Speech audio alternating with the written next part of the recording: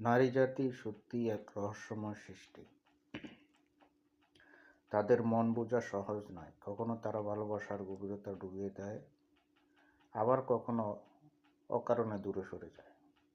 তুমি যদি সত্যি কোনো নারীর প্রতি নিজের দুর্বলতা প্রকাশ করো, সে হয়তো সেই জায়গাতেই তোমার জন্য কষ্টের কারণ বানিয়ে ফেলতে পারে।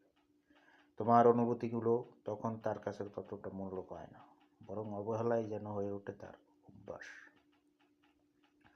অন্যদিকে তুমি যদি নিজেকে গুটিয়ে নাও, তার প্রতি একটু উদাসীন দেখাও, তখনই সে তোমার গুরুত্ব বুঝতে শুরু করে, তোমার অভাব অনুভব করে, আর ভালোবাসার গভীরতা বাড়তে থাকে। অদ্ভুত না?